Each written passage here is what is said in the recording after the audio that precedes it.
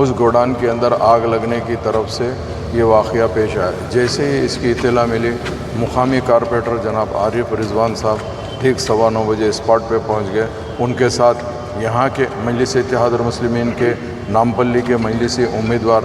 جناب ماجد حسین صاحب وہ بھی ساتھ میں آئے، آ کر اس کو امیڈیٹ بستی والوں کو ساتھ میں لے کر ان کو ریسکیو کرنے کی کوشش کیے، مگر چونکہ آگ اتنی بڑی ہوئی تھی کہ اس کو قابو میں پانا بہت مشکل کا کام تھا۔ امیڈیٹ فائر بریگیڈ کو بلائے اور اپنے پولیس ڈپارٹمنٹ کو اطلاع دیے۔ بستی کے نوجوانوں نے بہت زیادہ ہمت کر کے محنت کر کے انہوں نے اس آگ پہ قابو پا لیا۔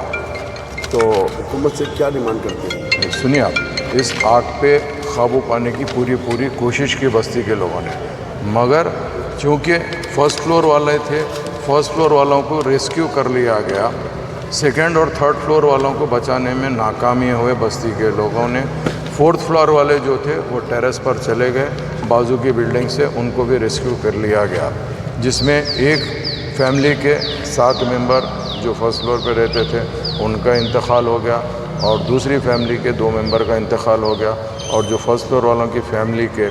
1-2 لوگ اس زیر علاج ہے جو قریب 60% برن ہو گئے۔ تو میں حکومت تلنگانہ چیف سیکریٹری سے مطالبہ کرنا چاہتا ہوں، کم سے کم ایک کو 25-25 لاکھ روپے ایکس گریشیا دینا چاہیے، چونکہ ایسے حالات میں پہلی چیز تو یہ ایک اللیگل گوڈان تھا جس کی پوری ڈیٹیل انکوائری بھی ہونی چاہیے۔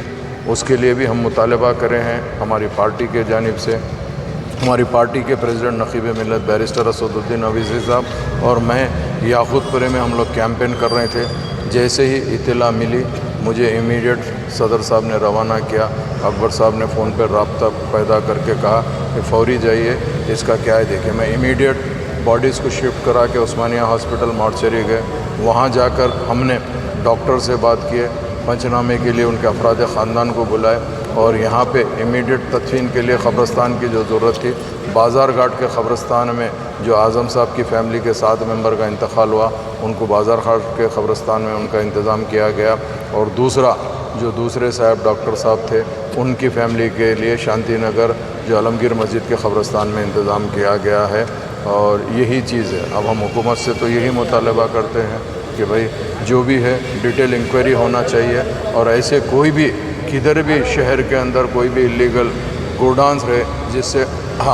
لوگوں کی جان کو خطرہ ہے اس کے اوپر دیکھنا چاہیے۔ اب اس میں جو کیمیکل تھا یہ کس طرح کا کیمیکل تھا؟ ابھی دیکھیے، یہ ہم لوگ نان ٹیکنیکل لوگ ہیں، کیمیکل کیا تھا کیا نہیں یہ پولیس ڈپارٹمنٹ ویریفائی کر کے جان لیوا جو کیمیکل تھا کیوں رکھا گیا تھا وہ لوگ بتائیں گے۔ ہمارے کو تو ایسا دکھ رہا ہے کہ پورا فائر کو چکٹ لگ جا رہا ہے اور ایک دم ہیٹ کا ہے، ہم کو خود نہیں معلوم یہ کیمیکل کیا ہے اور اس کیمیکل کا نام کیا ہے۔